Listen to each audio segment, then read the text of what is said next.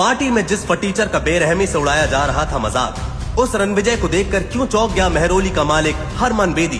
क्यों अचानक वहां मौजूद सारे बड़े बिजनेसमैन की हो गई बोलती बंद? क्या था राज कंगाल रणविजय का? आइए देखते हैं ये अनोखी कहानी। तुम ये 5 स्टार होटल में क्या कर रहे हो रणविजय? घर जाओ और जाकर बर्तन मांजो। यहाँ पर किसी को पता नहीं चलना चाहिए कि तुम मेरे पति हो, समझे? मेरी नाक कटवाओगे वो अलग। गो। अरे हीरा, ये तो तुम्हारा निकम्मा नकारा पति रणविजय है ना? इससे शादी करने के लिए तुमने मेरा प्रपोजल ठुकराया? कितना बुरा टेस्ट है तुम्हारा यार। किसने इनवाइट किया इसे? बोलो, जल्दी बोलो। जानते नहीं देश की टॉप बिजनेस फैमिली राठौर खानदान का मालिक आने वाला है। अरे वो इस भिखारी को यहाँ देखेगा तो क्या इज्जत रह जाएगी हमारी।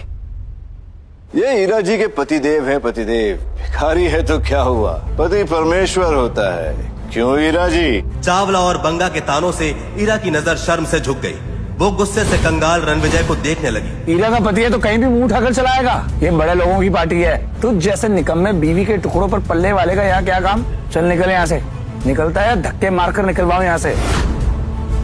तभी अचानक एंट्री हुई मेहरौली के मालिक हरमन बेदी की। उसके आते ही हीरा, युवराज, चावला, अमर और बंगा की उम्मीदें बढ़ जाती है। युवराज हरमन की नजर में हीरो बनने के लिए रणविजय का कॉलर पकड़ लेता है। निकल यहाँ से। अगर हरमन सर ने देख लिया ना तो तुझे अभी यहीं मरवा देंगे। क्या कर रहे हो तुम? हरमन सर आप फिक्र मत कीजिए, मैं अभी इस भीख मंगे को बाहर फेंकवाता हूँ। युवराज ने जैसे ही रणविजय पर हाथ उठाना चाहा, हरमन ने खींचकर युवराज को थप्पड़ जड़ दिया। जानता है कौन है? रणविजय सर, मुझे माफ कर दीजिए। इन लोगों ने आपको पहचाना नहीं। इन लोगों की तरफ से मैं आपसे माफी मांगता हूँ। आज मैं तोड़ूंगा तुम सबका गुरूर, तुम सबका घमंड करूंगा चकनाचूर। सर आखिर ये है कौन? तुम लोगों का बाप। आखिर ये रणविजय की सच्चाई है क्या?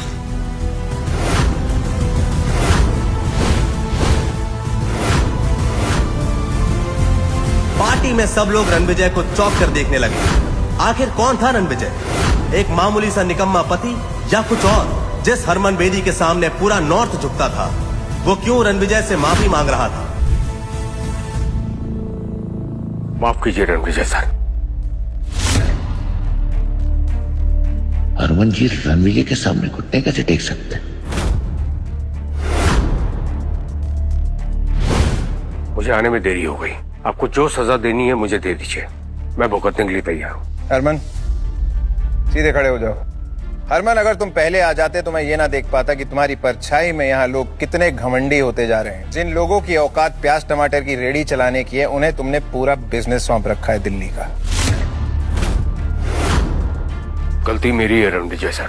इस कुर्सी का असली हकदार आप ही हैं। मैं तो कब से इस कुर्सी पे बैठा हूँ, लेकिन इन लोगों को लगता है कि इस कुर्सी पे बैठने का हक सिर्फ दुनिया के बड़े और ताकतवर लोगों को है, मेरे जैसे लोगों के लिए नहीं। तुम्हें क्या लगता है?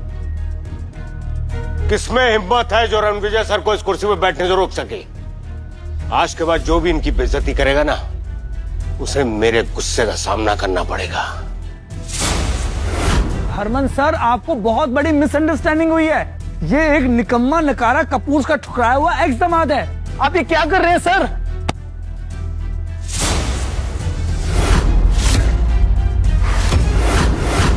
डैड, आपने मुझे धक्का क्यों मारा? तू जैसा नालायक और नकारा इंसान ना मेरा बेटा हो सकता है और ना ही सेठी ग्रुप का हिस्सा। तूने मेरी 30 साल की मेहनत को मिट्टी में मिला दिया। मिस्टर सेठी, ये क्या कर रहे हैं आप? आप इस रणविजय के लिए युवराज को गुस्सा कर रहे हैं? ये मेरा एक्स हस्बैंड है मिस्टर सेठी, और मैं इसकी रग रग से वाकिफ हूँ। डैड, इस पालतू और फालतू आदमी के लिए आपने मुझे धक्का मारा। आज मेरा अपना खून मेरी विरासत के लिए खतरा बन गया है। रणविजय, ऐसा क्या गेम खेला है तूने जो मेरे डैड मुझे मार रहे हैं? तेरे डैड ने तेरी तरह घमंड का चश्मा नहीं पहना हुआ, असलियत जानते हैं। युवराज, आज तू सिर्फ मेरे लिए एक शर्म बन के रह गया है। मैं तुझे अभी इसी वक्त सेठी ग्रुप से बेदखल करता हूं। ले जाओ उसे और मुंह बंद कर दो इसका। डैड प्लीज, आप ये क्या बोल रहे हैं? डैड, आखिर कौन है ये आदमी जिसकी वजह से आप मुझे अपने बेटे को बेदखल कर रहे हैं? डैड, मेरी बात सुनिए। डैड, बलराज, अगर आज तुम 10 मिनट लेट हो जाते हो तुम्हारा पूरा का पूरा एम्पायर खत्म हो जाता। क्योंकि रणविजय सर अगर किसी का मुकद्दर बना सकते हैं तो मिटा भी सकते हैं। हरमन जी, मैं आपके आगे हाथ जोड़ रहा हूं। मैंने आपके लिए 30 सालों तक काम किया है। आपको मेरी वफादारी का वास्ता है सर। मेरा अपना खून आज मेरे मुंह पे कालिक पोत के चला गया है। हरमन जी, मैं आपके आगे हाथ जोड़ता हूं, प्लीज मेरी इज्जत मिट्टी में मिलने से बचा लीजिए, प्लीज। आपका इस बारे में क्या बोलना है सर? बलराज सेठी एक बहुत ही पावरफुल और सक्सेसफुल एम्पायर का सीईओ है, तो आज क्यों सर झुकाना पड़ रहा है? सेठी ग्रुप हरमन के साथ 30 सालों से फल फूल रहा है, तो आज क्यों ये दिल देखना पड़ रहा है? बलराज, तेरे बेटे को कैसे माफ कर दूं? घस, मेरे बेटे को वापस लेके आओ। वो रणविजय सर से माफी मांगे। सेठी, आप गलत कर रहे हैं। ये रणविजय की क्या ही औकात जो युवराज इससे माफी मांगेगा? चुप रहो तुम। तुम्हारी वजह से आज मेरा बेटा ये स्टूपिड हरकतें कर रहा है, समझे? मुंह क्या देख रहे हो मेरा? माफी मांगो रणविजय सर से।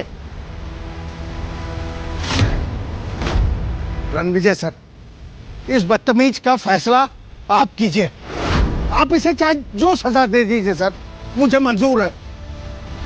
ये वही है ना जिसने मुझे धमकी दी थी कि मेरी टांगे तोड़ेगा, मुझे धक्के मार के बाहर निकालेगा, और हाँ, मुझे ये भी कहा था कि मैं कपूर परिवार का निकम्मा एक्स दामाद हूँ। युवराज, तू अपने आप को बहुत बड़ा आदमी समझता है ना, लेकिन शायद तूने वो कहावत नहीं सुनी, ऊंट पहाड़ से छोटा ही होता है। और हीरा, तुम बड़ी तरफदारी कर रही थी इस आदमी की, अब बताओ क्या कहना है इसके बारे में? बलराज, तुम मेरी जगह होते तो क्या सजा देते युवराज को? हरमन, इससे नहीं हो पाएगा, इसका फैसला तुम ही करो। राज, तुम्हारा एम्पायर खत्म हो चुका है।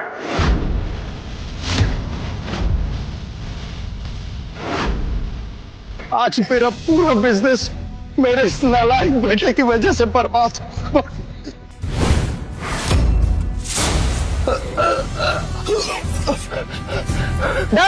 मुझसे। अरे बलराज, संभालो खुद को। अनन्या, बलराज को हॉस्पिटल लेके जाओ।